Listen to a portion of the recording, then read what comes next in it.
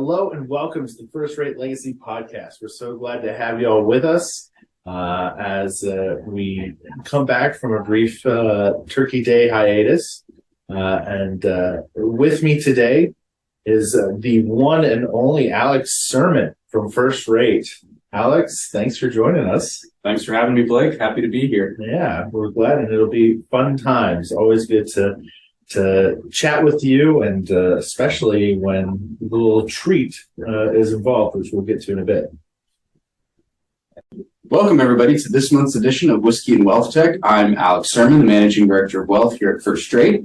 Joining me today is Blake Miller, the chaplain of First Rates, and also the host of the First Rate Legacy podcast. So today is a bit unique that we're going to have a bit of a crossover episode between the two shows. We're going to be talking about whiskey like we normally do in our podcast, but then instead of talking about a wealth tech topic specifically, we'll be talking about Blake's podcast, what that means for First Rate, how that ties into wealth tech, and we'll go from there and see where the conversation leads us. Yeah, I mean, anytime you can combine whiskey and reverence, great things happen, right?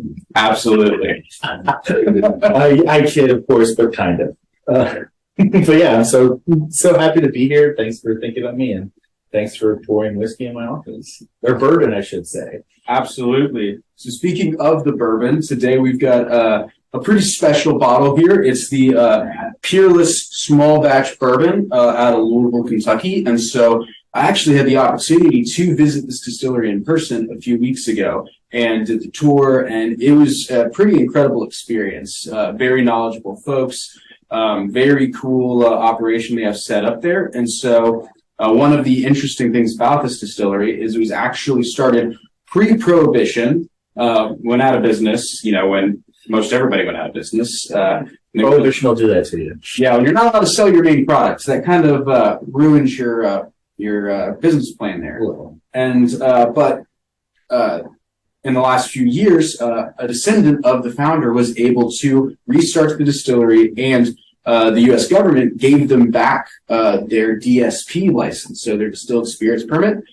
So Peerless has the DSP of Kentucky of 50. So that sounds like a pretty high number until you realize that if you started a distillery today in Kentucky, you'd be in the upper 20,000s. So they're very much an OG. Yeah, so very much an OG. And have a wonderful product. And so without further ado, let's dive right in here. All right. So cheers. Cheers. It smells like it won't burn. No, it's very, very, very smooth. I get a lot of cinnamon and vanilla. Maybe like a baked apple pie on the nose there.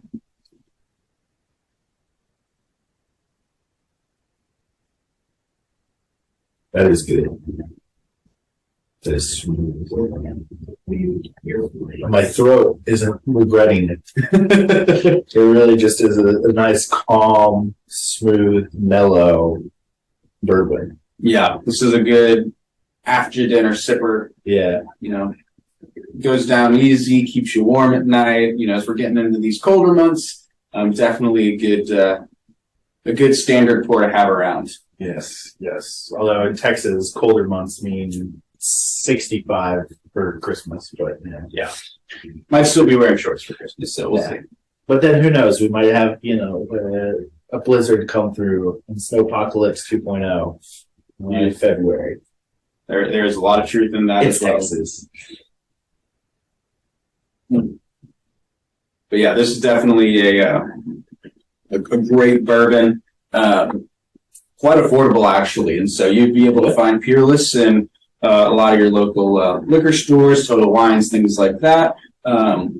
Peerless also makes a fantastic rye. So if you are more inclined towards ryes, they've also got you covered there. And again, this is just right in the middle of downtown Louisville, a few blocks away from some of the other famous distilleries you may have heard of. And so if you're in the town, I highly recommend checking them out.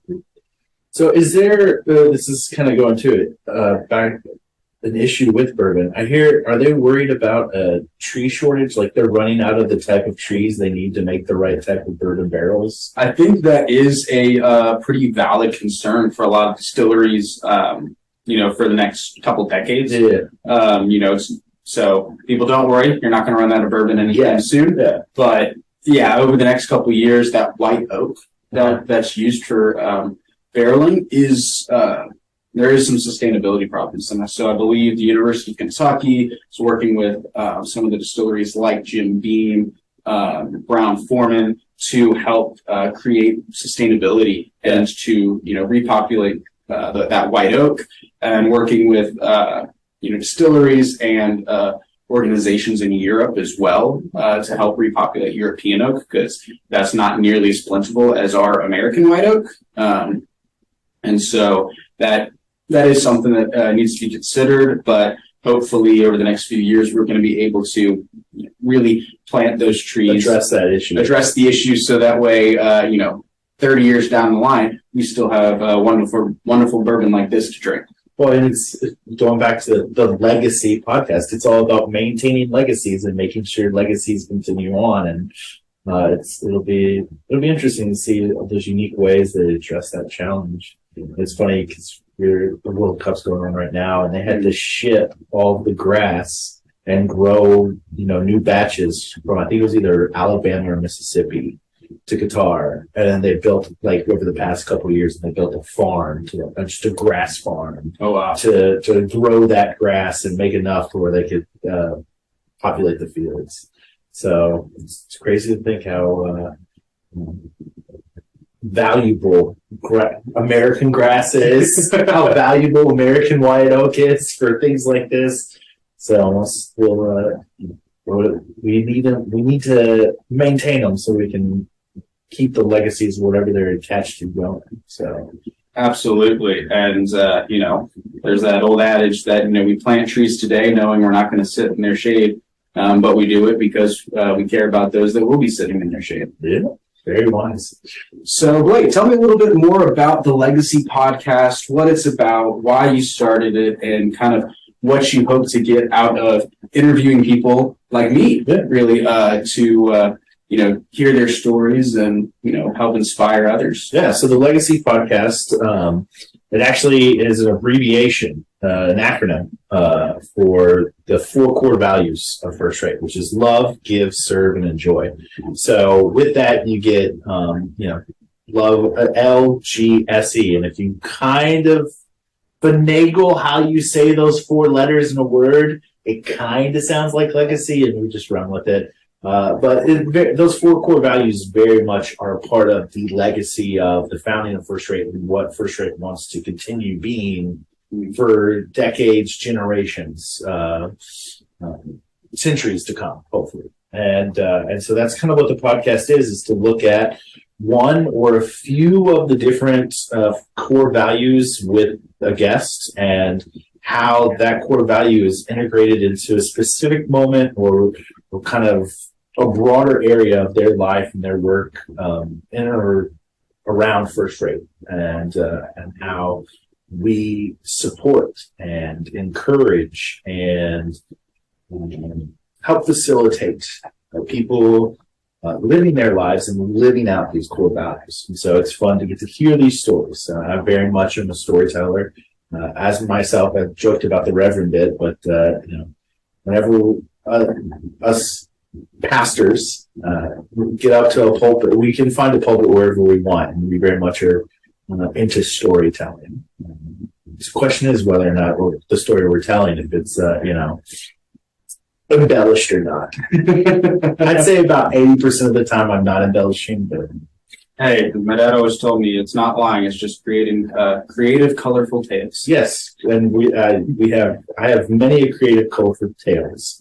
And in fact, here at First Rate, many of the people think that some of my friends that I have creative, colorful tales about are just code names for me, so it doesn't look like I was as absurd as these stories come off. They're like, no, this wasn't a guy named Sharky, Blake. That was totally you. It's like, no, I know a Sharky, and that was a Sharky. No, I know those of Bartley. Those. And I will admit, I was one of those people that believed that until I actually met all these people in real life. And so I can attest they are real folks. You just can't attest to whether or not the stories were from them or me using them as cover, but that's true. They could be willing scapegoats. But it really is the Legacy podcast really is about storytelling through first rate and the intrinsic value of our core values. So it's fun to get to do that with individuals and hear stories from you as well and hear a little about the legacy you're creating with your podcast. Awesome. Well, thank you. I'm happy to be a part of it and help create that legacy. Yeah. We're excited. And so right back at you, we kind of want to know what got you. I know how long you've been involved with bourbon, but what got you to combine bourbon and Wealthtech or whiskey and Wealthtech? Sure. So we want to start this podcast to kind of get people involved in understanding not just things in and around the financial industry, banking industry, but really understanding how technology really shapes and forms the future of where the wealth industry is going. Because as we adapt, as we go down the line, people are getting much more in tune with technology. Organizations are getting more in tune with technology, and so it's going to continue to become an even greater part of our lives, both personally and professionally. And so having a good understanding of that is important for not just your average consumer, but for your industry professional. And then we wanted to add in whiskey to Wealthtech because it's something that I'm passionate about. It's something that kind of catches you off guard a little bit. It is a bit of a hook to bring people into the show. And so we're hoping that's what, kind of spurs people to start paying attention, but they stay for the content, that we're really creating. And so, my whiskey journey started, as a kid, not with me, partaking of it, but just, being around family, being around, my parents and things like that. My dad was a big whiskey drinker as I was growing up. And so as I became an adult and started my own drinking journey, I really found that the art and the science that makes whiskey something that really fascinated me. So, you've got other kinds of spirits like vodka or rum or things like that. And, they're cool and they're great in their own rights. But something about whiskey, just really piqued my interest in how people from around the world can do the exact same process with just minor changes in a couple different variables and have wildly different outcomes. Right. And that the fact that the environment and the terroir of plays a huge role on whiskey, that over the course of decades, whiskey's just changing every day inside of a barrel, and nobody's touching it, and it's just vastly different, and that one barrel sitting next to another in a warehouse could have completely different nosing and tasting profiles. Oh, yeah. I mean, it really is amazing the science behind it and how even just a couple of degrees difference in temperature of when it was, the water, when it was first created, all this jazz. Because back in my div school days, a few of us div students dabbled in some beer making in my house there. We were thinking of ourselves as Franciscan monks making our own famous ales, and we were terrible at it. But when we retried, it'd be funny just seeing how much of a difference just some of the little subtleties of getting it close to the right temperature of the water, making sure that certain things were properly cleaned. Eventually we were able to get a somewhat drinkable beer, but thankfully none of us pursued that any further than it was. The world is a better place for it. Well, you didn't have a couple hundred years like the monks did. No, we don't really perfect your record. Yeah, we didn't have, but we had the ego to think we could just step right in and be right on the same par with them. But thankfully, our egos were put quickly to the check.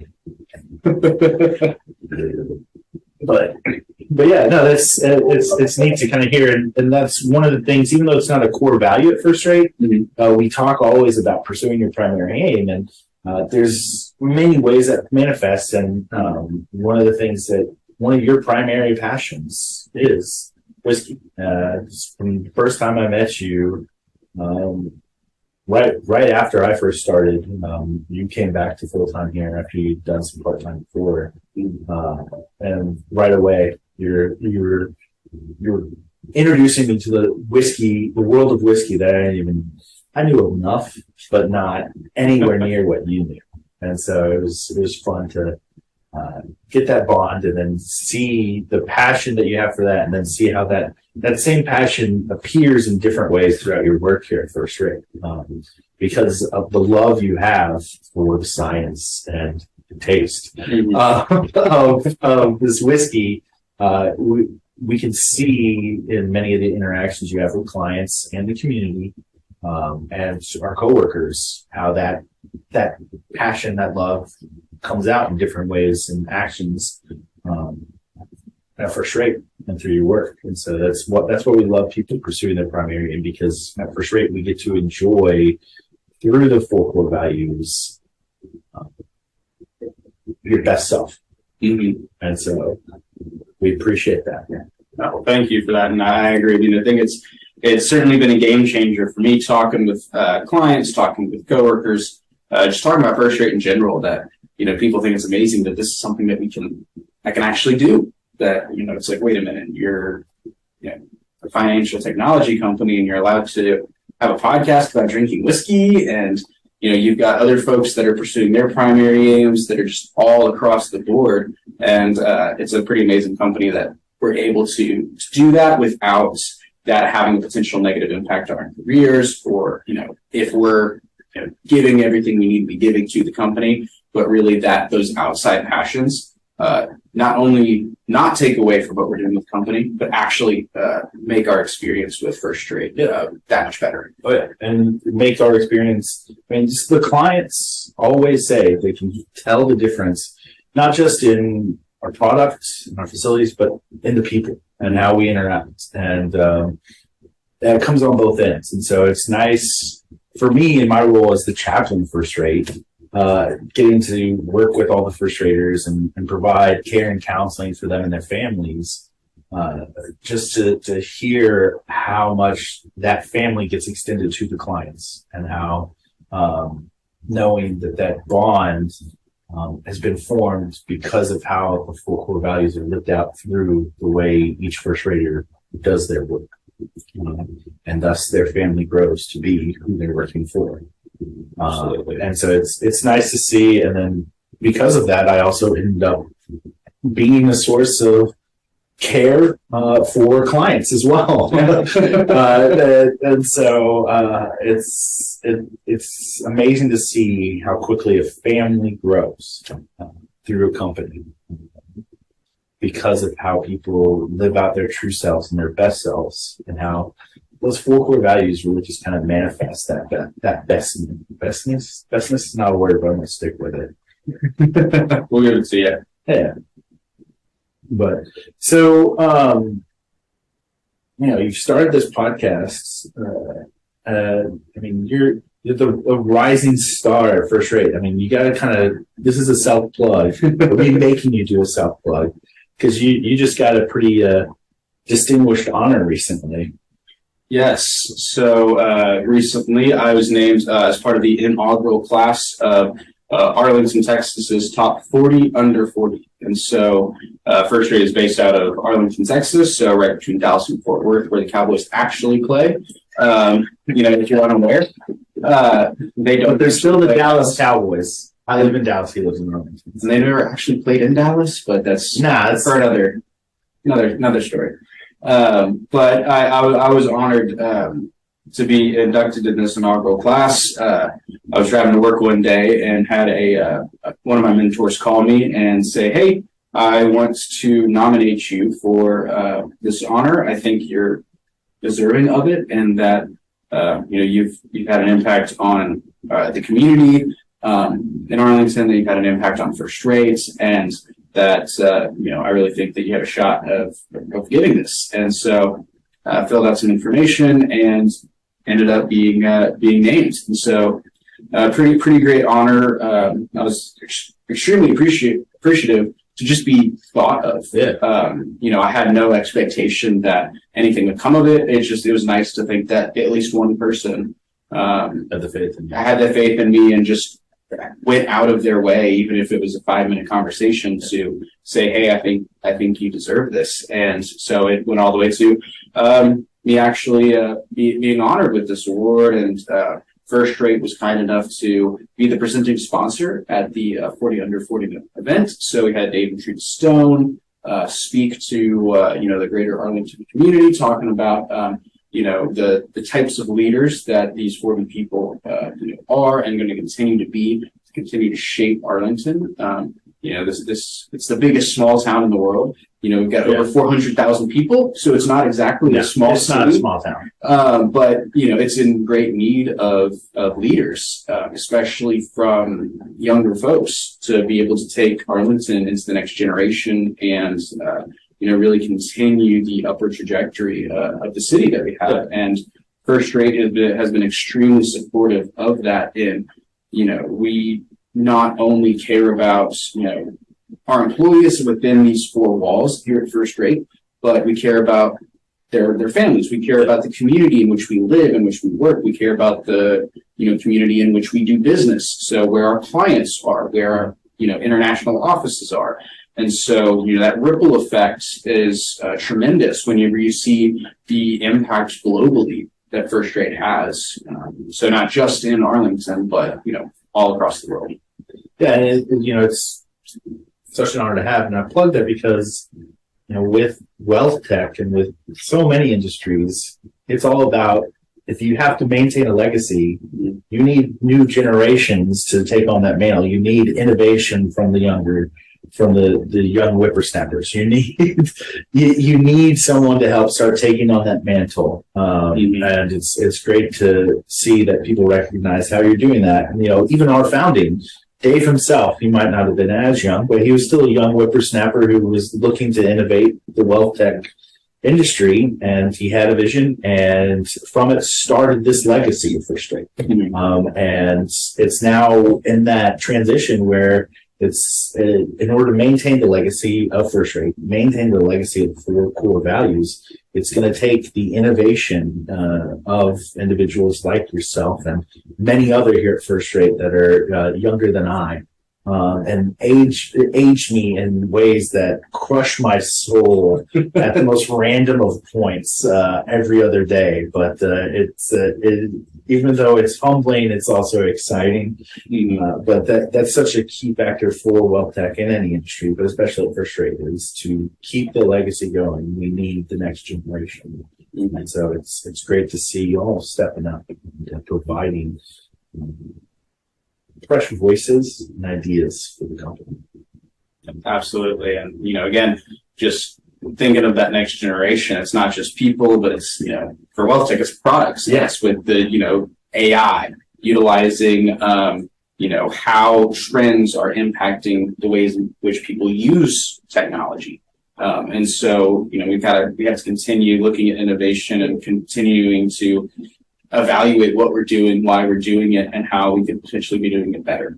And so looking at that in ourselves, looking at that in our products, is very key. And being self-aware and being humble about it is key to being able to embrace that growth and accept the change that we need in our products, and we need in our people, and in ourselves. Yeah, it's fun to see it happen on the ground level. There's a lot of innovation. I used to be scared of AI before I worked at First Rate. I just always assumed it'd be like Skynet from Terminator, and that also probably aged me a little bit, just to get that reference. Hopefully more of our audience got it. Hey, I'm not that young. I have said that a couple of times in meetings when I'm talking about AI. I'm glad that we're not working in healthcare. We're not actually handling anybody's money. So, if the AI decides to go evil, all it's going to do is print, a nasty report or something like that. It's not actually going to kill anybody. We're not dealing with lives here. But it is interesting to see, and how, just the strides taken even from just a few years ago. How much it's changed. But it was a little scary, but I don't think we're going to see missiles flying anytime soon. Yeah. And it's funny because one of the things in my roles as chaplain at First Rate is whenever we have like big meetings or conferences, I always provide a devotional. And I remember the first user conference that First Rate had right after I got hired, the theme for it was AI. And so I had to do a devotional that morning, one of the mornings of the conference on AI, and that helped. Once I did more research today, it helped squash a little bit of my fears. But it was a fun experience, and it was a good way to get to know the field better. Also, kind of still staying in my element. So you're not worried that there's going to be AI chaplains that are going to be, writing your devotions for you using natural language generation? I would absolutely love that. That saved me a lot of trouble. No, especially since we're going back to that idea of storytelling. For First Rate, for chaplains, for even you, and Wealthtech, it's all about storytelling, and it comes from that personal value. So, and that personal history. And even though I'm pretty sure Google knows my entire life's history, I don't think you can quite put it into words and find the values learned from the legacy of those stories. But anything to help devotional sermon writing is always appreciated. So it can take quite a while. I can imagine. Yeah, the great Barbara Brown Taylor is a homiletics legend, which homiletics is a study of sermon writing.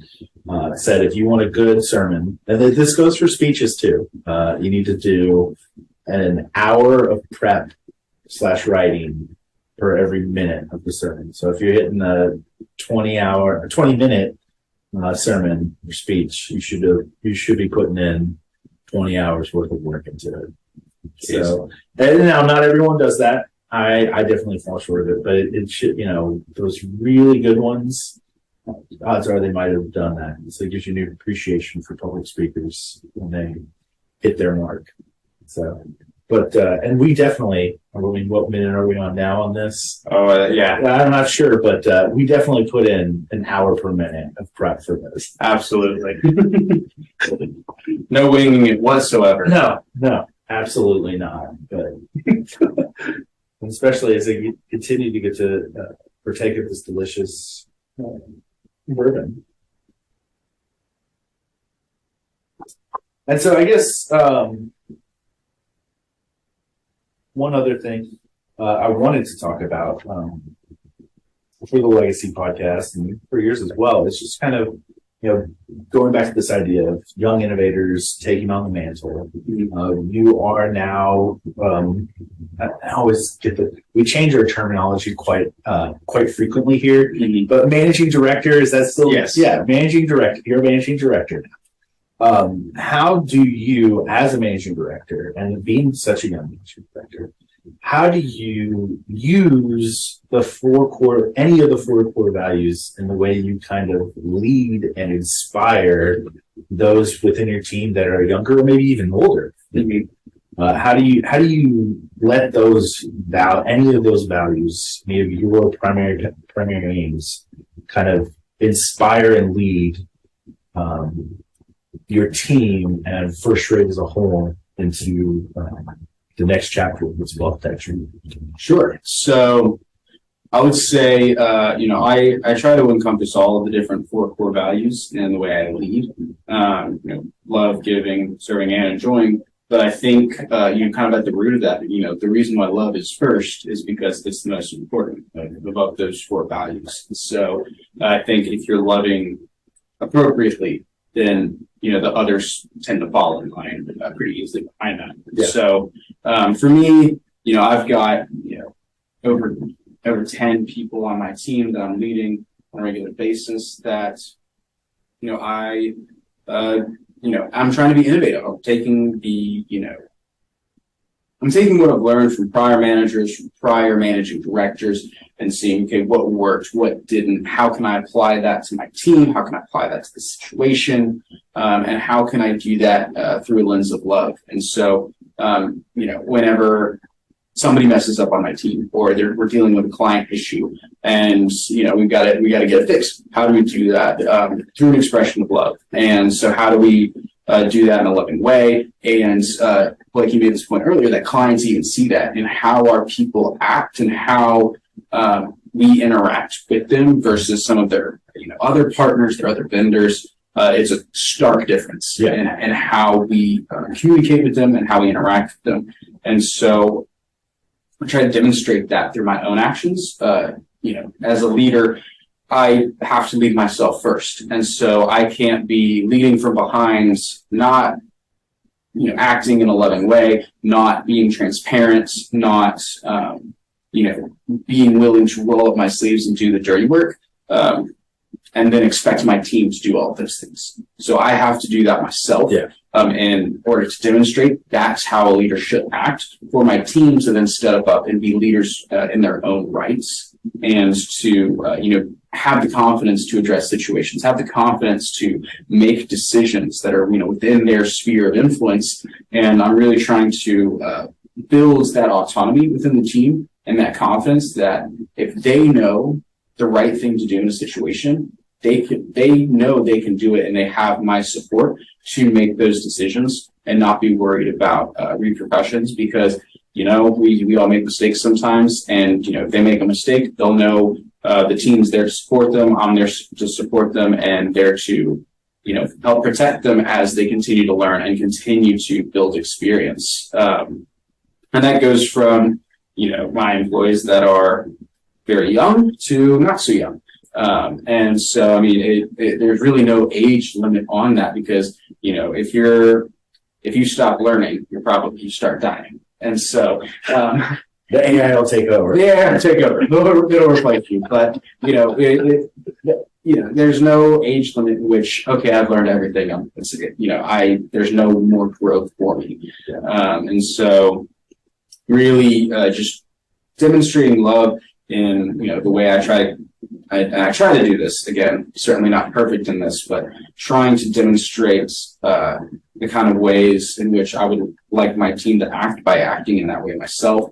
There's not anything I would do that, or anything I would ask my team to do that I wouldn't be willing to do myself. So, if there's a mundane task that I'm too important for, then that's a problem.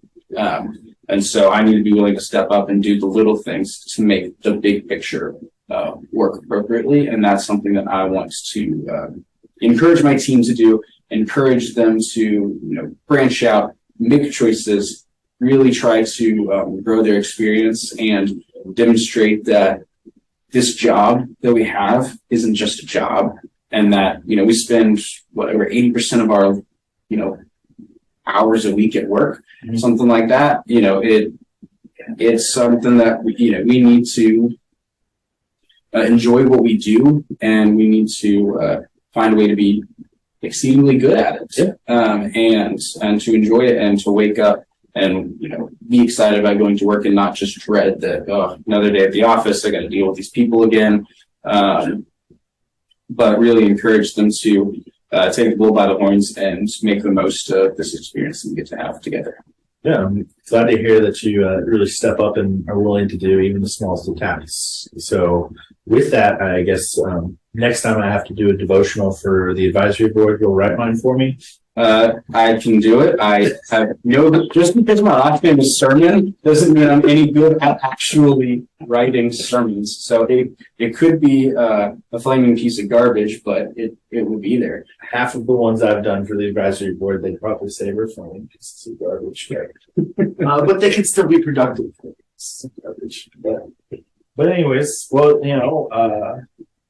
I really appreciate us being able to do this little joint venture. I've enjoyed getting to hear more from you and your story, and the way you're stepping up to extend the legacy of First Rate and back to four core values through your leadership and through the innovation that the products that this company has put out there. So thank you. Well, thank you, Blake. It's interesting being the one getting asked questions more than asking questions. Having two hosts and sometimes they can say too many cooks in the kitchen's a bad thing, but I've enjoyed